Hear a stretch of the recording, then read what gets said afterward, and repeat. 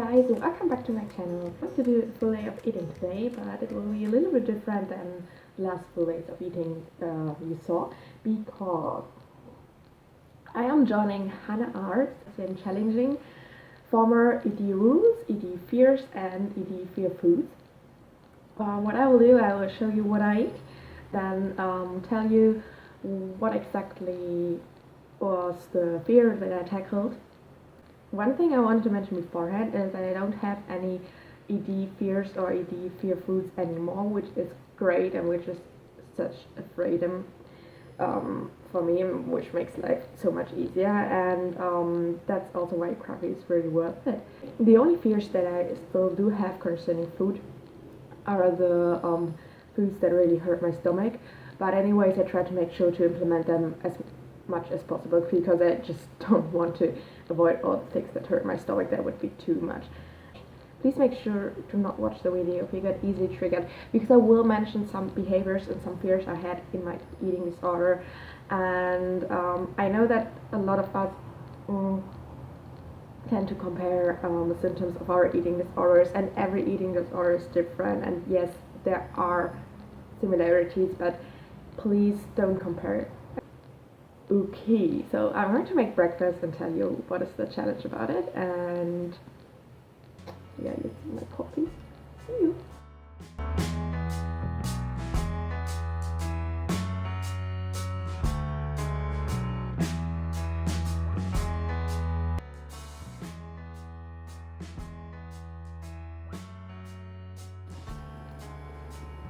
So, I'm just trying to start my laptop, but it's updating some rare things and I don't want updates, but nevertheless, I want to tell you why breakfast is a challenge.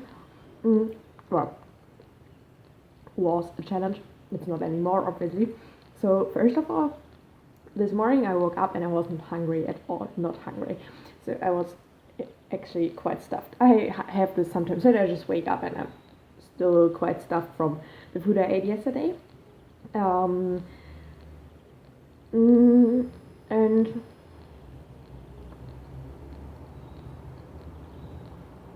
this used to be a really hard challenge to eat when you're not hungry, because as I mentioned in my last video, I did not have breakfast in my relapse, so breakfast was a challenge in itself.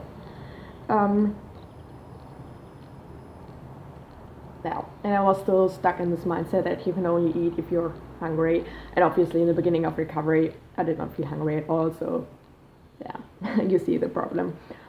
So this is challenge number one. Challenge number two is that I love my oatmeal, and I eat it almost every day because it's amazing. I love it. But in the beginning of my recovery, and actually for quite a long time, so I started to get more flexible a few months ago. Always had the same topping, so I usually had honey and nut butter. So I was not able to mix it up. And today you saw me having cottage cheese, nut butter, jelly, banana. So I mixed it up, and it's not very different, you know, it's like similar, but I wasn't able to do that. I don't even know why I was scared of it, but I think I was scared of having a different feeling in my stomach afterwards than after my normal breakfast. So yeah, you see, eating disorder fears are really weird and they do not make sense at all, but you can get over them. And yeah, so I really need to do to write my protocols for lab courses right now, so I will do this and catch you later. See. And by the way, if you want to join me or Hanne and challenge your ED rules and fears, please do so. Please let us know in the comments, and yeah, it would be great, because you know, you can only get over those fears if you confront them.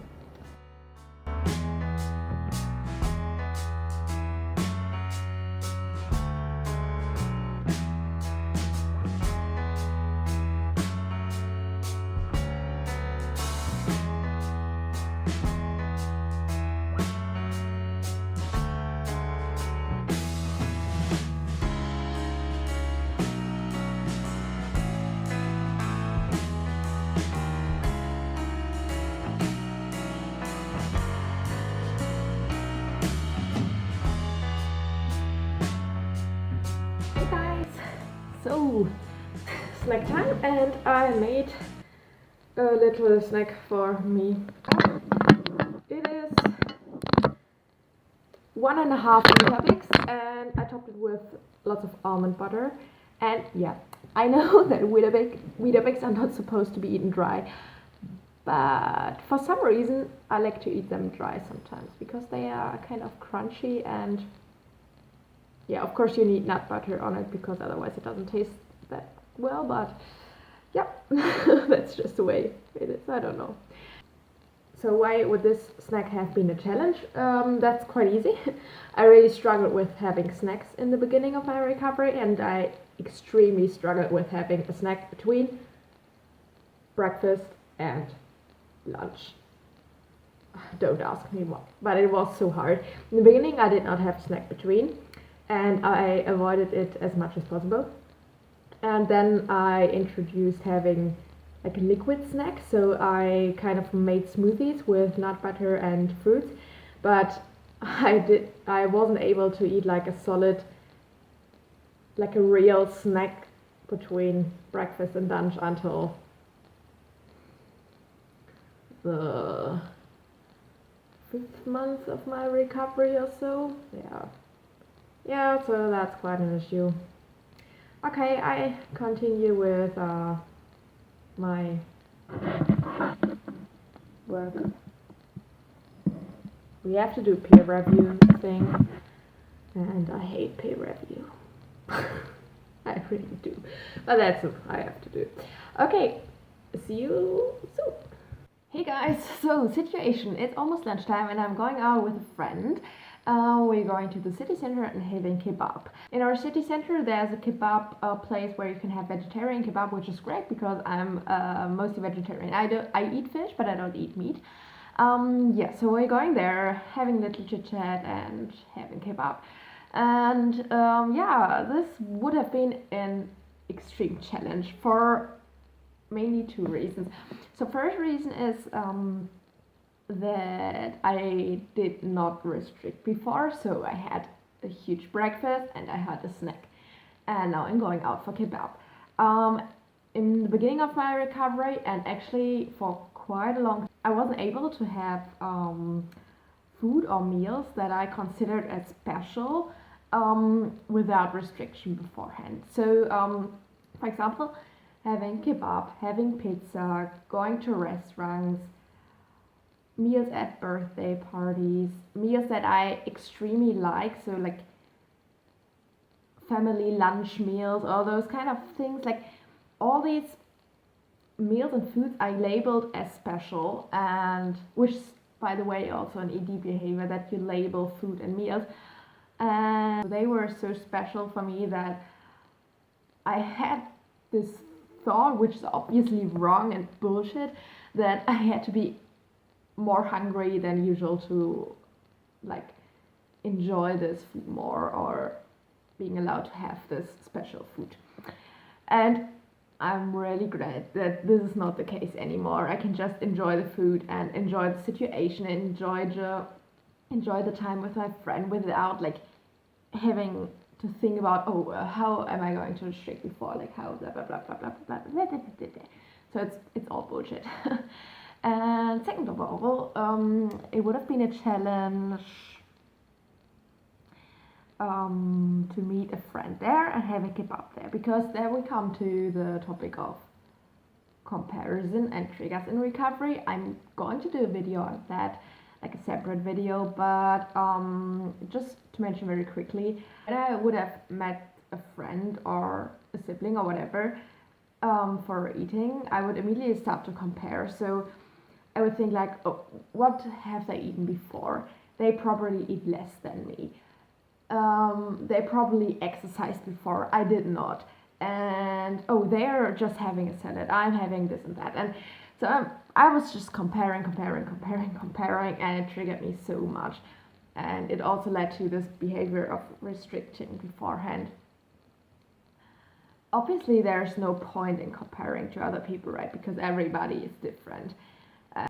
And obviously, it's not important for me if the friend I'm going to meet had breakfast before or not, because how, like, this is not affecting me, right? That is what is going on in our minds when we're stuck in an eating disorder, and that is what prevents us from living life as we deserve.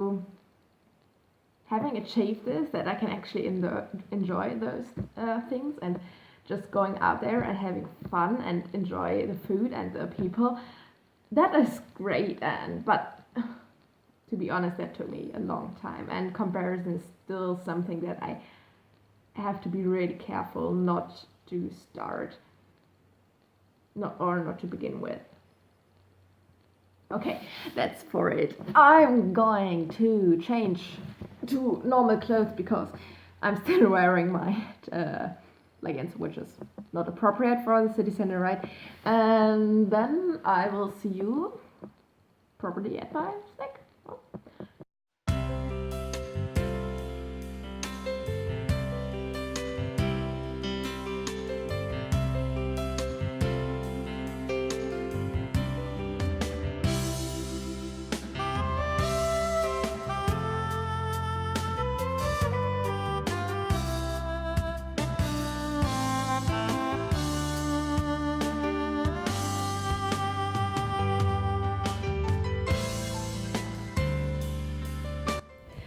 I am back.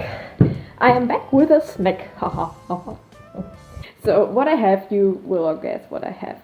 It's 2.5 Weetabix, protein frosting, chocolate, and lots of cashew butter and milk. Yeah. So that's gonna be my snack. And wait a second. I have to close the door. So what's the challenge about this snack? It's basically, as I mentioned in the morning, it's the snack itself. And secondly, funny enough, I found it extremely hard to have a real meal as a snack. So something like Weetabix or porridge or cream of rice or toast with peanut butter, like all of these kinds I was not able to have as a snack. So I only ate sweets and chocolate and biscuits, and already cake was quite a struggle, so yeah, that's what I dealt with. But now I'm enjoying this and I'm editing. I will catch you soon. Bye.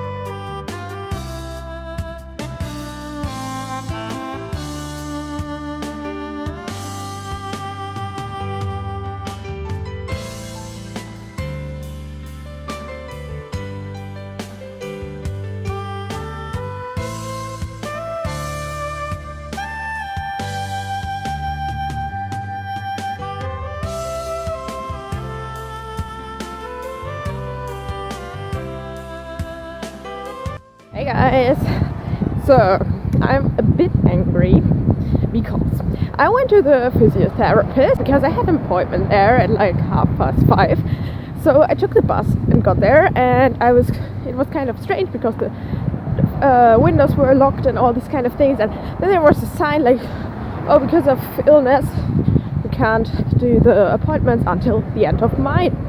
And they didn't tell me, like, they didn't even call me, they did not send me an email, like nothing. I hate if things don't go as planned. So yeah, I'm quite angry, but you know, so put the angriness away. Does not help to be angry, right? So I will try to make the best of the evening as I can. Weather is gorgeous, like it's spring, it's really spring. It's just a bit cold. Yeah, so because I packed my dinner already, I think I will sit down somewhere in the sun and take the next bus home.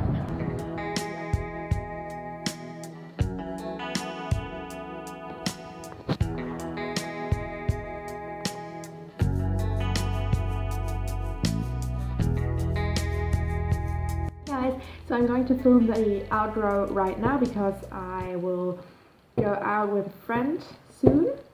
and I want to finish editing the video beforehand. So yeah, that's why I'm doing the outro right now, although I'm still having the snack I showed you before. So I hope you liked the video and understood that it is indeed possible to get over your PIRS or your eating disorder roots, and this is mainly a process of recovery and of gaining weight and of eating lots of calories, because that in fact already decreases most of your fears. However, some fears you really have to confront in order to come over them, but it is possible, and I truly believe you can get there. Yeah, so that's all I want to say for now. I will link the video of Hanne below, and I wish you all a wonderful day, night, or whatever time of day it is. And if you like the video, please give it a thumbs up and subscribe to my channel, and I will see you in the next video. Bye!